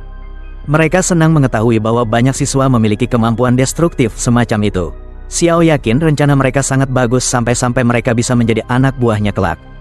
Dia menyatakan bahwa dia akan menjadikan Bai budaknya sebelum dia menjadi lebih kuat. Dalam ingatan Bai tentang masa depan, Puskin membaringkannya di meja operasi. Di bawah lampu terang di masa depan ini, Bai dijual kepada kepala sekolah. Begitu Puskin menemukan bakatnya, dia ditahan tanpa lengan kiri. Puskin muncul dengan pakaian bedah dan meminta pisau bedah dari seorang asisten. Operasi itu sangat menyiksa hingga Bai pingsan lalu terbangun. Berkali-kali Puskin membiarkan Bai menonton tanpa daya saat dia mengambil jantung dan organ tubuh lainnya. Puskin memberitahu asistennya bahwa dia akan menggunakan tangan kanan Bai lebih lanjut. Asisten perawat, Sumi, memberitahu Bai bahwa dia harus diberkati karena memiliki tangan ilahi yang mungkin mengakhiri zaman polusi. Dia meminta agar dia membunuhnya. Asisten itu memberitahunya bahwa Puskin adalah nabi terpintar di dunia dan telah menghitung semua waktu. Dia akan menggunakan kemampuan tangan ilahinya, dan satu-satunya hal yang belum dia pahami adalah apakah bola cahayanya juga dapat memberikan kehidupan abadi. Syaratnya untuk membunuhnya adalah agar dia memberikan bola cahayanya kepadanya. Bai mengatakan dia akan memberikannya padanya, dan kemudian membiarkan bola itu masuk ke dalam dirinya. Perasaan cahaya di dalam dirinya membuat Bai menyadari bagaimana dia dapat mengaktifkan kemampuannya. Amarahnya bangkit menyadari bahwa dia bukanlah orang lemah seperti yang dikatakan semua orang. Dia mengambil kembali bola cahaya dari Sumi lalu memasuki kembali ruang operasi. Jadi Bai bertanya padanya apakah dia tahu dia akan mati. Dia meraih pisau bedah dari meja dan menusuk matanya sendiri dengannya. Kembali di masa sekarang, Bai berbicara dalam hati kepada Xiao. Bertanya padanya apakah pembaca pikiran bisa merasakan sakit orang lain. Suara mentalnya yang tiba-tiba mengejutkan gadis itu. Dia melihatnya di atas atap sebuah gedung dan memintanya untuk datang menemuinya untuk para siswa yang berkumpul. Dia mengatakan dia akan tetap di tempatnya dan bertanya apa pendapatnya tentang mencemari orang. Xiao bertanya apakah dia bicara soal teori kemampuan manusia berasal dari polutan. Dia berbagi pendapat tentang para mutan yang tercemar, terutama hati mereka. Kasihan deh, dia meninjau semua kejahatan umat manusia dalam sejarah. Xiao coba mencairkan suasana dengan bilang jangan khawatir soal itu, lalu bilang dia tahu. Dia tahu dia mengumpulkan semua murid untuk melawannya. Membuat si gadis bingung karena penghalang mentalnya tidak berfungsi. Waduh, dia mengakui telah membagi ingatannya karena dia tidak peduli. Dan memperlakukan bangsanya sendiri seperti ternak adalah bukti dia tercemar. Xiao membela diri bahwa dia harus mengorbankan sesama muridnya agar umat manusia selamat melawannya, lalu dia menemukan bahwa dia harus mengorbankan kemampuan dan tingkat kekuatannya padanya sebagai gantinya. Xiao bilang dia iblis karena berkata begitu. Dia memberitahu murid lain bahwa mereka harus menyerang dengan cepat karena siluman banteng ada di dalam tubuhnya. Para murid jadi semangat dapat kesempatan membunuhnya. Hori, Masa memberitahu semua orang bahwa dia bisa mengubah energi semua orang dan memberikannya pada orang lain. Jadi Yin sukarela menerima semua energi dan meledakkannya dengan kemampuan anginnya. Dia tertawa dan berpikir dia tidak punya kesempatan untuk selamat. Saat Masa menaruh energi semua orang pada Yin, Yin merasakan kekuatan tumbuh di dalam dirinya. Bai tetap tenang dan hanya menunjuk ke atas. Para murid melihat ada bayangan raksasa di langit yang diangkat oleh para piksi. Bai memperingatkan mereka bahwa dia bisa memerintahkan piksi elektronik untuk mengirim cahaya terang yang bisa membuat bayangan semakin besar untuk menutupi mereka dan memicu aturan Masa dan Yin. Khawatir bahwa mereka tidak memiliki pertahanan melawan bayangan tersebut, dia berjanji bahwa mereka akan mati. Saat mereka menyerangnya, Masa memohon agar tidak dibunuh. Dia menunjuk Xiao karena merencanakan segalanya. Dia berjanji tidak akan membunuh mereka. Jika mereka memberikan kekuatan mereka, banyak bola cahaya masuk ke para murid dan kembali ke. Dengan memberinya kemampuan yang tak terhitung jumlahnya, dia dengan sinis berkomentar betapa rendahnya kemampuan mereka. Payah, semua orang jadi sangat lemah sehingga tak satu pun dari mereka bisa berdiri. Teriak bilang dia iblis, dan memperingatkannya bahwa Pushkin tidak akan membiarkannya lolos dari ini. Bai memberitahu mereka bahwa mereka hanya memiliki satu tingkat kekuatan tersisa dan begitu hari berubah menjadi malam, mereka akan tak berdaya saat siluman banteng itu turun menghampiri. Dia menyatakan akan menyegel banteng itu setelah malam tiba. Di tempat lain, Pushkin memberitahu asistennya bahwa sesuatu yang buruk terjadi di sekolah dan mereka harus segera kembali. Sumi bertanya mengapa dia mengemudi, padahal dia bisa menjalankan pesawat jika sedang terburu-buru. Jadi, dia memberitahunya bahwa orang tua sepertinya sangatlah tradisional. Dia memberitahu Sumi bahwa dia harus tinggal sementara Linky kembali bersamanya. Linky meyakinkan kepala sekolah bahwa dia akan mampu menyegel mangkuk itu. Dia meninggalkan ruangan bersama lelaki tua itu. Sumi tampak cemburu saat Linky menjulurkan lidahnya padanya untuk menggodanya karena dia akan pergi dengan kepala sekolah. Tubuh Sina yang tak sadarkan diri diambil dari mobil dan diletakkan di atas tandu. Bekerja sama, keduanya bergegas memasukkannya ke dalam ransel dimensi dan menangkap pemuda itu seperti yang diharapkan. Rian memperlakukan gurunya dengan lembut dan hati-hati, tapi Saju membentaknya dengan nada yang tajam. Menyadari ada sesuatu yang salah, dia segera mundur dan menjaga jarak di antara mereka. Dia mendecakkan lidahnya dengan kesal dan bertanya bagaimana dia mengetahui rencananya. Berdasarkan perilakunya, dia jelas bermaksud untuk melarikan diri ke dimensi lain bersama nona muda itu. Dia telah mendengar apa yang Bai katakan tentang peraturan dan memastikannya berdasarkan kematian Ming. Karena kedua pria itu tampaknya telah menciptakan aliansi, dia harus menyandera gadis itu. Rian mencoba menggertaknya, mengatakan dia mungkin memicu peraturan dan mempertaruhkan dirinya dengan melakukan hal itu, tetapi dia tidak masalah mati sama sekali di sana. Dia menunjuk ke arah Sina, mengarahkan jarinya seperti pistol dan menyuruh pengawal itu untuk bergerak. Mengangkat tangannya menyerah, dia setuju untuk patuh selama dia menjaga nona muda itu tetap aman. Lagi pula, dia orang biasa tanpa kekuatan, setidaknya sepengetahuan mereka. Menyetujui kesepakatan dengan frustrasi, penguji membuka ransel dimensinya untuk memasukkan tubuh itu ke dalam. Dia mengamati dengan cermat, menghitung perapalan waktu, dan jendela kemampuan. Itu adalah perjudian, tapi tidak ada pilihan lain selain mengambilnya. Ryan menjegal perawat yang mendorong tempat tidur Sina, menyebabkannya jatuh ke tanah dengan teriakan keras. Saju kehilangan fokus sesaat, dan itu adalah satu-satunya kesempatan yang akan dia dapatkan. Dengan ini, dia mencengkeram van bersenjata itu erat-erat, dan melemparkan seluruh kendaraan itu tepat ke arahnya, padahal dia tak percaya dengan usaha itu. Hanya ada beberapa hal yang bisa dia lakukan.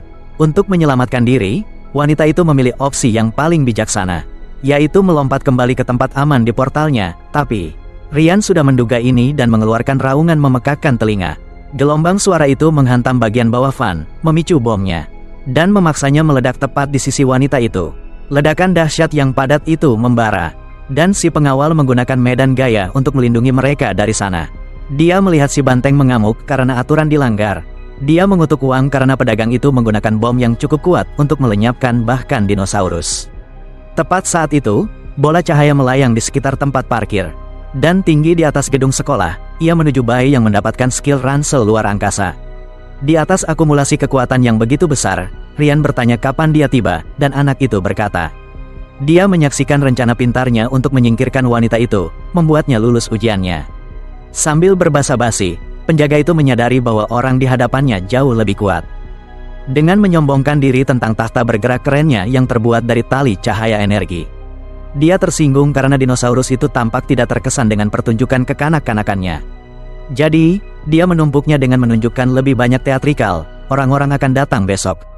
Jika bukan karena keadaan khusus, dia akan mengorbankan semua orang untuk memahami aturan sekarang. Masih bingung, Ryan mempertanyakan bagaimana semua ini bisa terjadi, dan karena Bai menyukainya.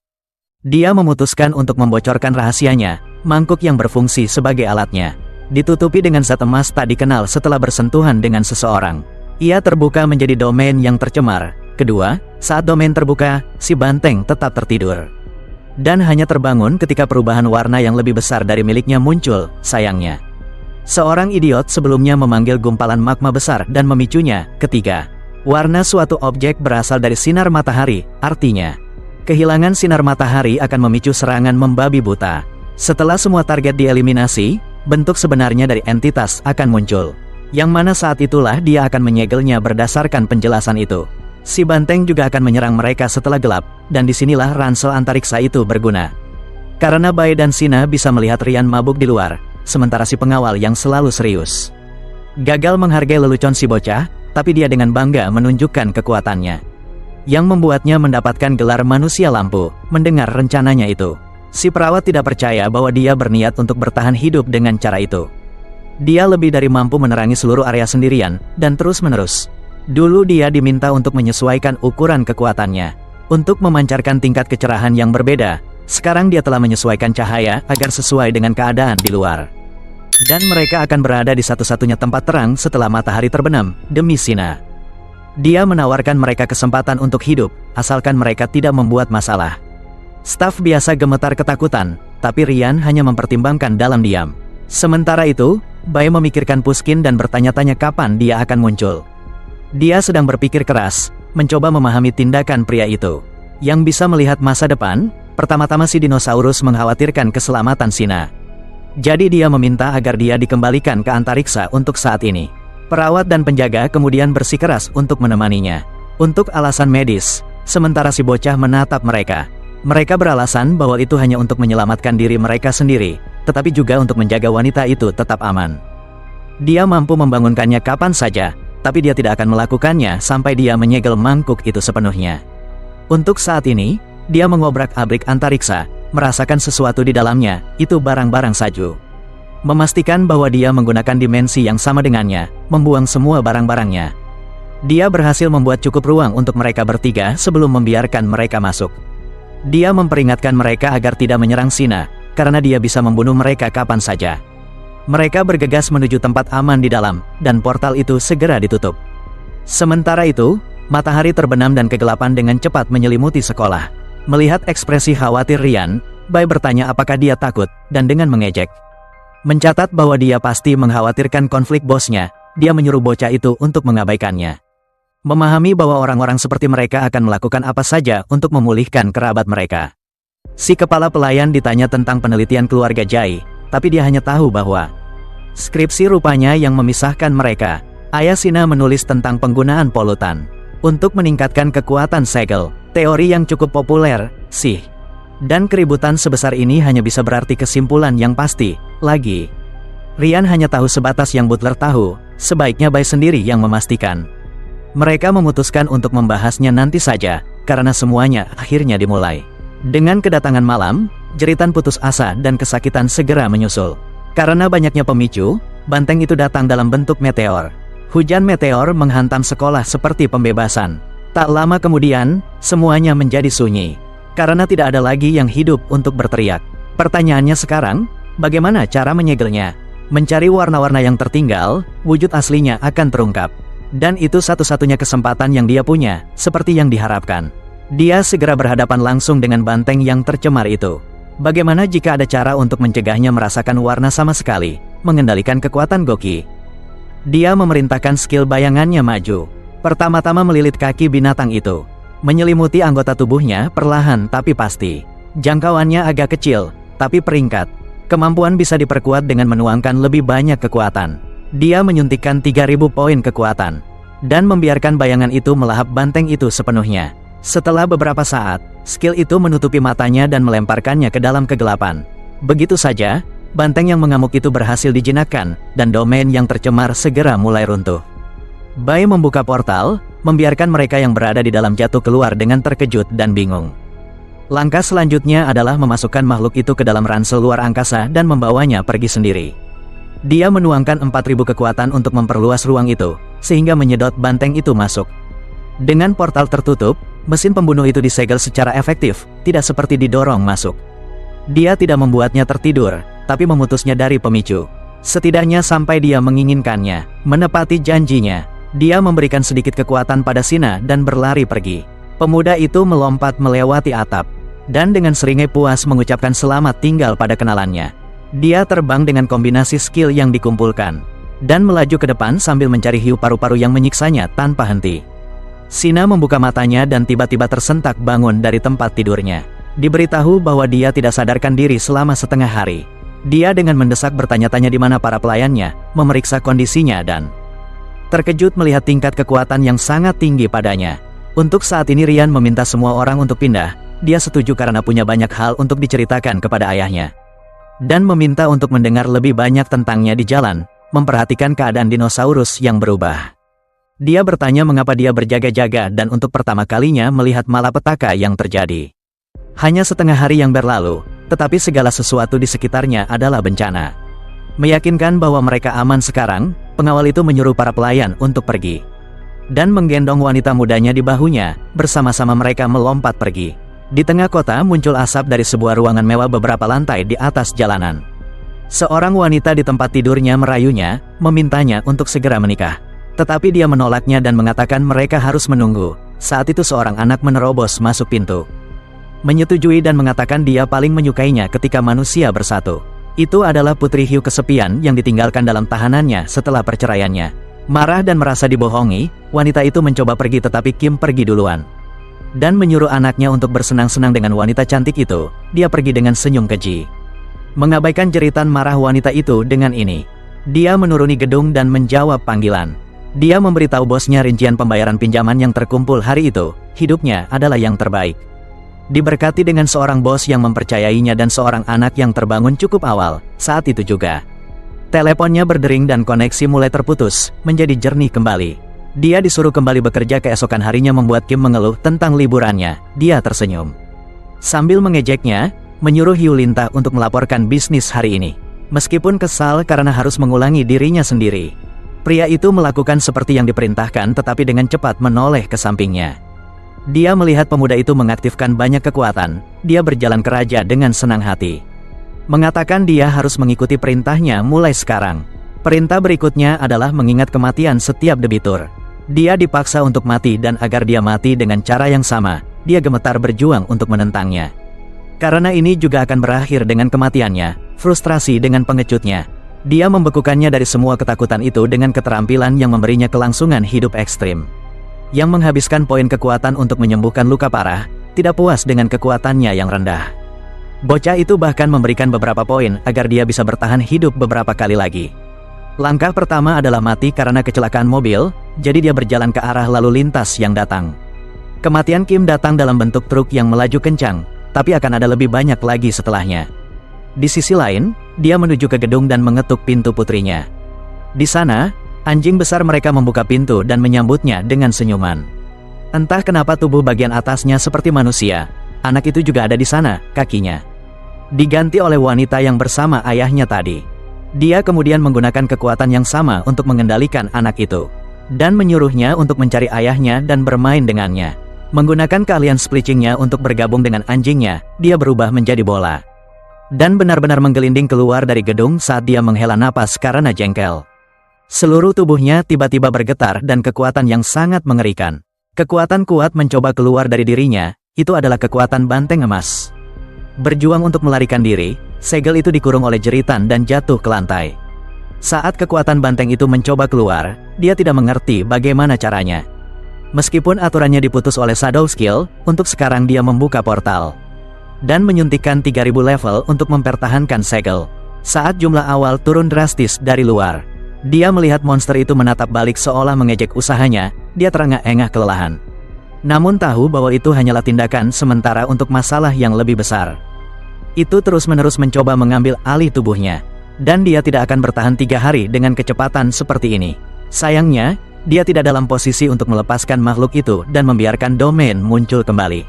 Lagi pula, itu adalah bagian penting dalam rencananya untuk membalas dendam pada Pushkin.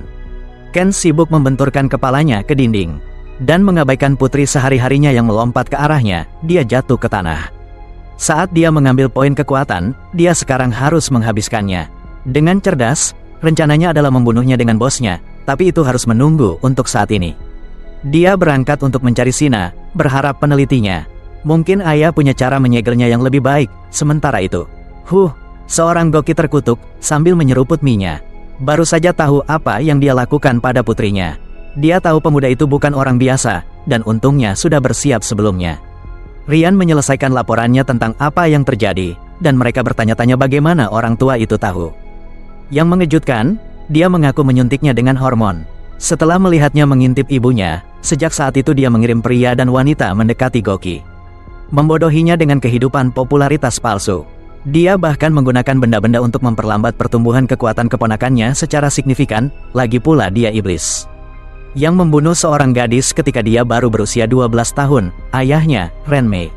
Menekan masalah itu, dan bocah itu lolos begitu saja.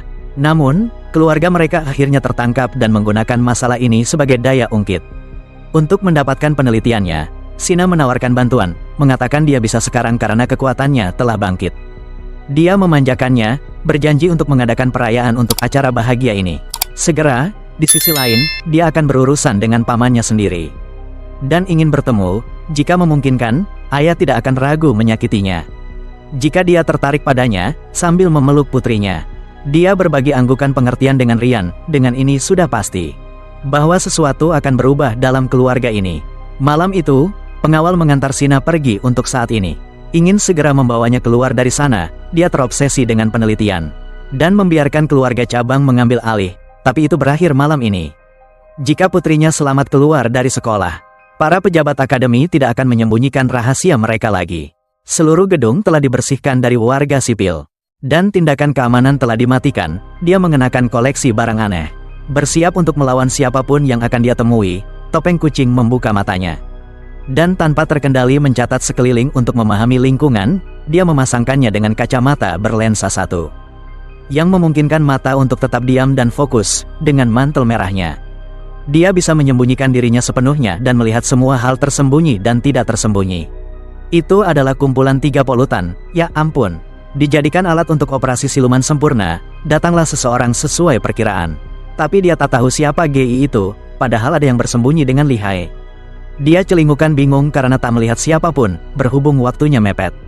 Dia putuskan meninggalkan pesan saja, menulis surat meminta tolong dan info. Dia diam-diam mengamati semua informasi pemuda itu. Dan keahliannya, biar lebih jelas, dia pasanglah monokelnya. Terlihatlah energi jahat si banteng mengamuk dalam dirinya. Sang peneliti terhuyung kaget, tak bisa ditahan. Tak menyangka polutan kelas S ada di sana, rasa ingin tahunya sungguh besar. Dia lepas barang penyembunyi itu, lalu panggil menantunya. Dia melompat dengan senyum lebar, minta diberi polutan peringkat es itu. Si pemuda otomatis angkat perisai telekinetik. Dia jauhkan peneliti yang kegirangan itu, bilang bisa mati kalau dilepas. Mengingat betapa gilanya dia meski bahaya mengintai, si anak muda bertekad hati-hati meredakan ketakutannya. Katanya, si banteng tak seberbahaya itu, sudah diberitahu aturannya kok. Setelah mengacak-acak laci, dia lempar makhluk aneh ke si tamu. Ternyata dia biarkan benda mirip ubur-ubur itu, kaget lihat tinta hitam menyembur ke tangannya. Meski polutan kelas rendah, mungkin bisa selesaikan masalahnya. Dia suruh si anak muda pungut polutan itu. Kecuali mau seluruh bangunan kebanjiran tinta, pakai jalur energi. Dia lilit ubur-ubur itu dan angkat, benua barat kaya minyak rupanya. Dan jadi sumber pertikaian dan perang, mereka temukan negara kecil dengan ladang minyak raksasa. Dan ingin langgar perjanjian, diam-diam mengeksploitasinya. Sebulan kemudian, mereka lihat seluruh negara tertutup kegelapan. Dan yakin itu polutan kelas S, setelah berhari-hari diskusi antar negara. Tim elit dikumpulkan untuk atasi krisis global ini. Saat para penyegel tiba, negara kecil itu sudah kebanjiran tinta. Membunuh semua penduduk lokal, mereka lihat ubur-ubur itu masih menyemburkan tinta. Yang menghilang sepenuhnya setelah disegel, kedengarannya seperti lelucon. Tapi makhluk itu benar-benar memenuhi ruangan dengan tinta, loh. Gabungkan dengan ruang tempat si banteng disimpan. Maka aturan mereka akan saling meniadakan. Wah, dia terpukau oleh mekanismenya, tapi penjelasannya logis juga sih. Mungkin saja mengisi ruang itu dengan tinta tak terbatas. Daripada bayangan konsumtifnya, aturannya bisa bertabrakan dan menjadi bumerang. Tapi, satu-satunya yang bisa melawan polutan adalah polutan lain. Hewa mengeluarkan gurita kenyang kelas C yang tumbuh pesat, memenuhi separuh ruangan. Jika mereka melemparkannya ke dalam tasnya, mungkin akan meledak menjadi setengah galaksi. Dia jadi bersemangat dan bersikeras bahwa ada banyak polutan berguna, yang efek sampingnya minimal. Peneliti itu dengan licik menawarkan seluruh koleksinya. Sebagai ganti bolanya, mengingat barang yang dia gunakan untuk menyelinap padanya. Bocah itu mempertimbangkan menggunakannya melawan Pushkin. Dia jual mahal, dan benar-benar menolak untuk melepaskan si banteng berharga. Hewa salah paham dan berkata, dia pasti menggunakannya untuk mendekati putrinya, meskipun dia menolak dengan keras. Pria itu tetap menyuruhnya mengambil monokel dan sangat mendesak. Lagi pula, dia melakukannya untuk Sina dan memastikan penyelamatnya tidak mati terlalu cepat. Dengan ini, dia mempelajari barang itu sejenak dan melemparkan ubur-ubur ke dalam tas ruangnya. Seketika dia merasakan tinta menyembur dan kecepatan konsumsi bayangannya melambat. Meskipun dia punya banyak pertanyaan, Hu menyuruhnya pergi. Karena dia akan memiliki malam yang sibuk, mengarahkan pemuda itu ke pintu keluar yang lebih cepat. Dia memberikan satu peringatan terakhir agar tidak menyakiti putrinya. Perubahan sikap yang tiba-tiba itu mengejutkannya, tapi dia mengatakan bahwa dia sangat menghormatinya. Pertama-tama, dia memanggil sayapnya dan terbang menjauh. Memutuskan untuk tidak bertanya apa yang seharusnya tidak dia tanyakan. Tujuannya sekarang adalah bersiap untuk melawan Pushkin. Dengan mengumpulkan 1000 kemampuan dan 1 juta poin kekuatan. Sementara itu, Hewa membuka sebuah kotak berisi tangan yang gelap dan keriput. Itu adalah item segel kelas A. Cakar monyet, dia memasang koleksi item polutannya lagi. Siap menyambut tamunya, kamera pengintai menunjukkan adik laki-lakinya, Renmei, berjalan maju dengan sekelompok penyegel hebat. Yang pertama adalah seorang pria tua bernama Ming. Lalu datang Jia dan Chen, yang semuanya sangat kuat. Mereka ingin mencabut pembatasan penggunaan polutan. Namun, ini pada dasarnya akan menghancurkan dunia, mengingat pergerakan mereka. Penelitiannya pasti berada di jalur yang benar, dan dia bersedia melakukan apa saja. Sementara semua ini terjadi, Rian berada di luar perkebunan, menjaga Sina. Sina sedang beristirahat di kamarnya, tiba-tiba ada ketukan di jendelanya, ternyata Rian. Rian terkejut saat dinding kamar nona muda itu meledak. Untungnya, hanya dinding yang hancur, dan bagian dalamnya baik-baik saja. Hal yang sama tidak bisa dikatakan untuk Rian, yang benar-benar hangus. Sina dengan panik melihat sekeliling, mencari perban seolah itu akan membantu. Karena dia telah menyerap kemampuan penyembuhan, pemuda itu berkata dia akan mencoba mengurus dirinya sendiri. Menelusuri daftar keterampilan pemulihannya, dia sepenuhnya beregenerasi. Tapi memilih untuk mempertahankan lengan tentakelnya. Gadis itu meminta maaf karena hampir membunuhnya. Bersikeras bahwa dia sangat membuatnya takut, dia mendengar suaranya dengan jelas. Tetapi melihat tentakel di jendela ketika dia berbalik. Dan tidak bisa tidak bertanya-tanya apakah itu imitasi, sementara dia masih skeptis. Jika dia benar-benar orang yang dia katakan, itu tidak masalah baginya. Karena dia hanya datang untuk memastikan dia baik-baik saja, mengingat bagaimana dia bahkan kehilangan lengan untuk menyelamatkannya.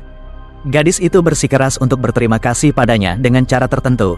Rian tersenyum riang, menjelaskan bahwa dia bisa memperbaiki lengannya kapan saja. Mengabaikannya, Rian diberitahu tentang apa yang terjadi, dan bertanya apakah dia bisa menarik beberapa tali untuknya, tidak terlalu ingin bergabung dengannya. Dia memanggil sayapnya untuk pergi, bersikeras bahwa dia harus pergi. Nona muda itu bersikeras, dan memohon untuk memberinya waktu untuk berganti pakaian yang bagus. Menyenangkannya, dia berpikir tentang didorong masuk dan bagaimana dia kemungkinan bergerak ke arahnya. Sudah dengan kemampuan kepala sekolah, menemukannya seharusnya mudah. Jadi mengapa dia belum datang? Pikiran yang tak terhitung jumlahnya membanjiri benaknya. Saat dia mencoba memahami apa yang akan terjadi, dia terlempar ke dalam lingkaran mengharapkan yang tak terduga. Ketika suara Sina tiba-tiba memotong pikirannya, mengatakan dia tampak terlalu cemas. Dia muncul dengan gaun indah, bak Dewi musim semi. Cara terbaik adalah dengan pikiran yang positif, jadi dia menyemangatinya untuk menikmati saat ini. Dengan yakin, dia menawarkan menerbangkannya ke tujuan mereka asalkan dia membayar makan malam. Gadis muda itu tersipu, membayangkan dia akan menggendongnya di lengannya. Seperti di komik, namun dia bukan tipe pria romansa klise. Sebaliknya, dia berfantasi tentang pesawat luar angkasa, dan mereka berdua melesat pergi bersama. Meninggalkan jejak emas yang membingungkan Rian, mereka segera tiba di Mall. Dan makan malam mewah di prasmanan, membawa setumpuk besar makanan ke meja mereka. Perlahan, dia meningkatkan kekuatannya dan berkata bahwa dia sudah memikirkannya. Walaupun mungkin ada efek samping, dia bersedia menjalaninya. Yakin dia akan baik-baik saja dengan dia dan ayahnya di sana jika berhasil. Gadis itu akan dapat membantu orang-orang yang dia sayangi, dia mengizinkannya untuk saat ini. Siap menjaganya dengan kemampuan penyembuhannya, beberapa saat kemudian piring-piring kosong menumpuk tinggi. Dengan pemahaman yang anehnya mendalam tentang kekuatan barunya, dia meningkatkan kapasitasnya untuk makan.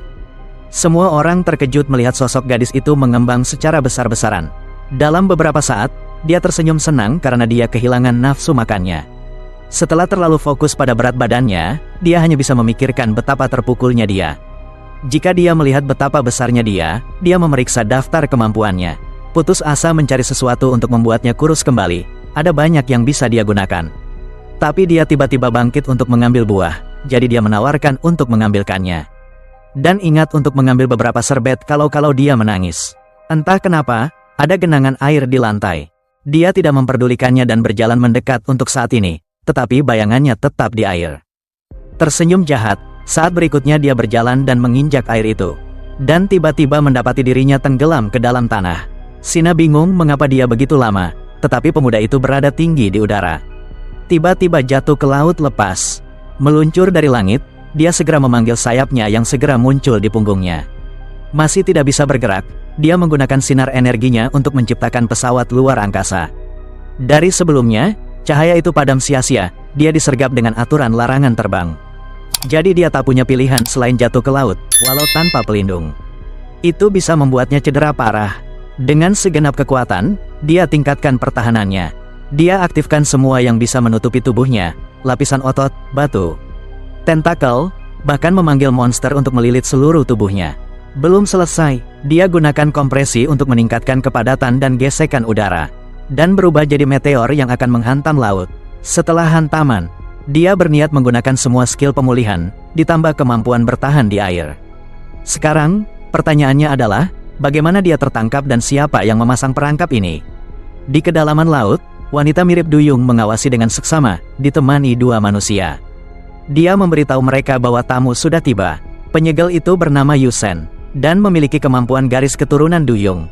Kong berkata, dia akan mencuri kristal dan menyegel lebih dulu, dan ingin memilih barang duluan. Peng sepertinya punya rencana lain sendiri. Dengan persetujuan mereka, ketiganya bergerak dan wanita muda itu menggunakan kemampuannya untuk mencuri barang-barang korban. Polutan ubur-ubur muncul bersama beberapa kristal kekuatan. Dia memeriksa jarahannya, berkata segelnya tidak berguna dan memberikan kristal yang sama lemahnya kepada Peng. Seperti yang disebutkan sebelumnya, Yusen bersiap untuk mengambil nyawanya. Dan semua yang dia miliki. Dia mencuri kemampuan apinya. Tapi gambar di atas air mengatakan sebaliknya. Masih di langit, Bai meluncur seperti meteor, tapi sekarang berwarna merah pekat. Dengan ubur-ubur hilang, si banteng mengamuk dan berusaha menguasai tubuhnya. Menyadari musuh ada di dekatnya, dia menggunakan mind probe untuk melihat siapa mereka. Dia melihat ketiganya di bawah air, semua punya pikiran yang sama sekali tidak berguna baginya. Kesal karena mereka berani membuat masalah dengannya, dia menuruti permainan mereka dan menembakkan bayangannya ke depan. Bayangan itu melesat ke air dan Yusen mulai panik. Setelah melihat bahwa dia adalah seorang awakener multi kemampuan, dia bergerak cepat untuk menciptakan pusaran air yang akan menghancurkannya begitu dia memasuki air. Yang mengejutkannya, bayangan itu menyelam ke laut tanpa peduli dengan pusarannya. Dan melilit putri duyung itu, tiba-tiba menghilang dari langit. Lalu menerjang tubuhnya, merobeknya tanpa ampun. Wanita itu masih menjerit kesakitan, saat tangannya muncul entah dari mana. Dia mencengkeram kepalanya, masih meringis saat petir itu berusaha keluar paksa.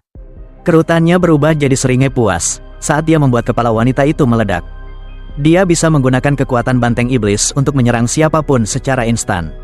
Warna siapapun diubah oleh bayangannya di belakang. Dia melihat beberapa gelembung berisi Toshina, tidak bisa disentuh tanpa risiko kematian. Namun, kemampuan Peng tidak semudah itu dihindari, bung. Memicu gelembung-gelembung itu, dia menyebabkan mereka meledak. Dan yakin musuhnya sudah tamat riwayatnya, sayangnya. Bai terlalu kuat untuk dikalahkan begitu saja.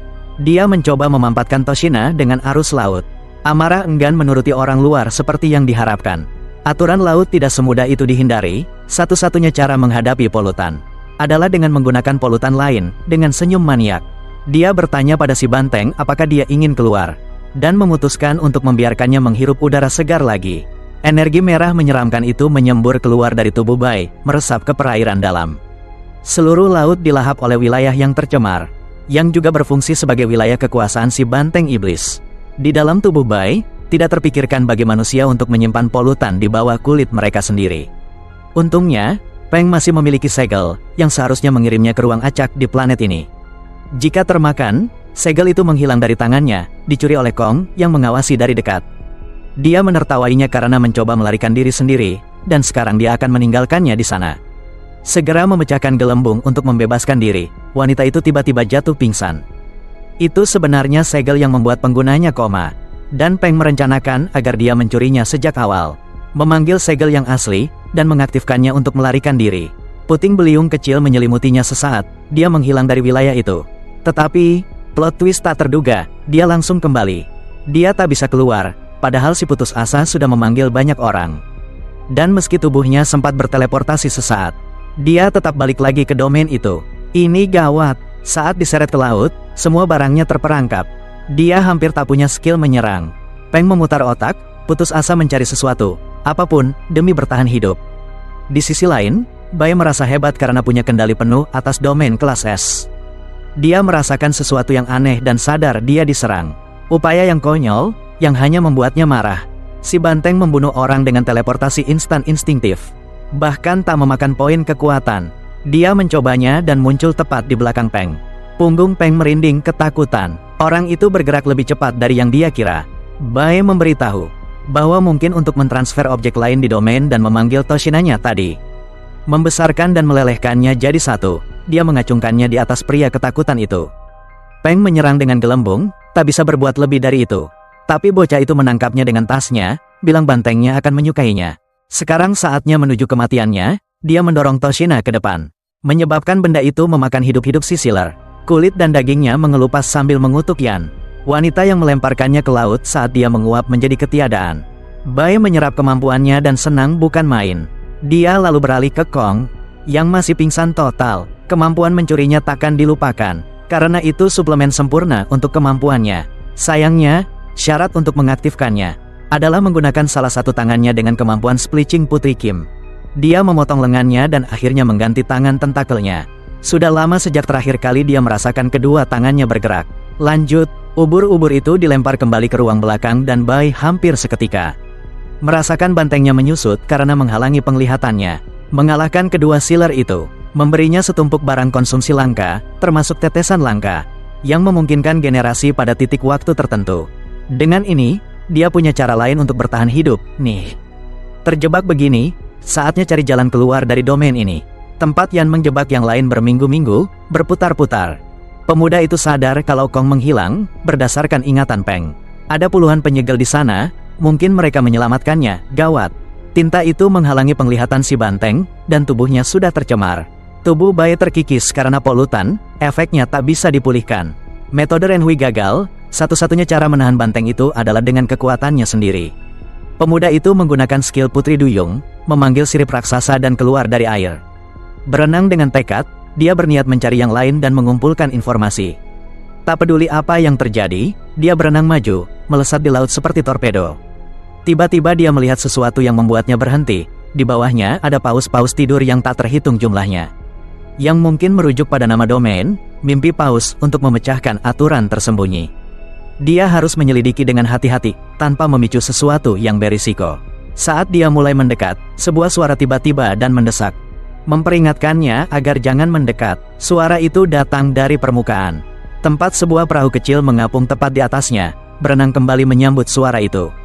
Dia bertanya apakah itu dia yang berteriak. Di perahu itu ada seorang wanita yang meminta makanan sebagai imbalan untuk menyelamatkannya.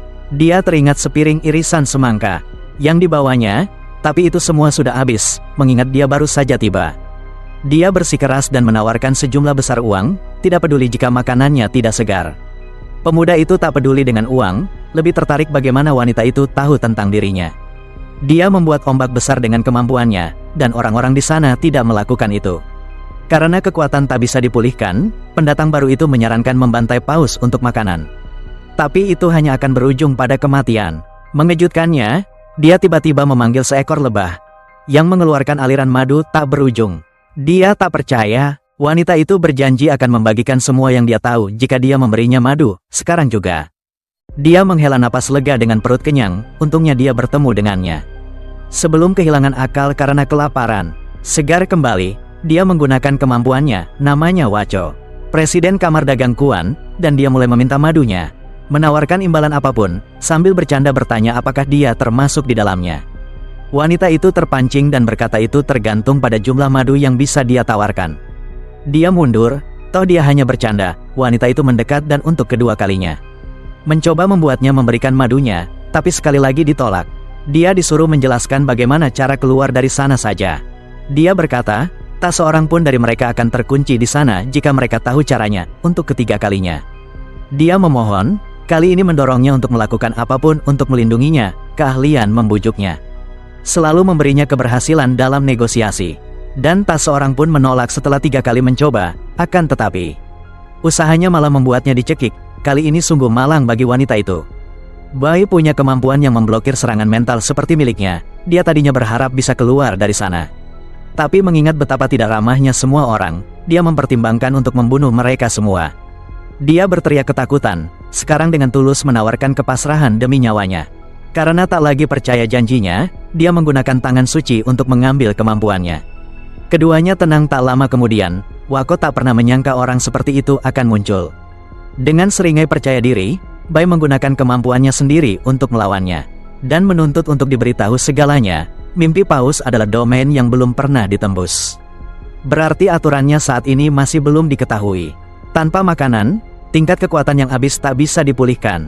Dan yang ada hanyalah paus-paus di bawah. Mereka berada di penjara pemburu anjing laut. Digunakan oleh keluarga Jiang untuk musuh-musuh yang menyebalkan, bisnis utama mereka adalah pembunuhan. Dan mereka juga disewa untuk membunuh orang di luar 6 klan utama yang dianggap. Dia bertanya-tanya apakah mereka memiliki hubungan dengan keluarga Ji, ke-6 keluarga itu. Memiliki bidang spesialisasi yang berbeda dan dia secara singkat menjelaskan masing-masing untuknya. Dia kemudian berdiri dan berkata sudah waktunya untuk pergi dan menyapa para pemburu anjing laut dari klan. Dia bermaksud untuk mendapatkan semua kemampuan dan poin kekuatan mereka untuk menemukan jalan keluar dari domain. Wako berpendapat bahwa tak ada gunanya menjadi nol. Satu di sana karena mereka tak akan pernah bisa keluar. Dia menolak untuk menanggapi argumen lebih lanjut dan hanya memerintahkannya untuk mengikuti. Bahkan jika domain itu adalah ranker A, banteng yang melafal di dalam dirinya adalah ranker S. Yang bisa membunuh segalanya di sana, jika dia mati di tempat yang konyol seperti itu. Pasti Puskin akan menertawainya dari alam sana.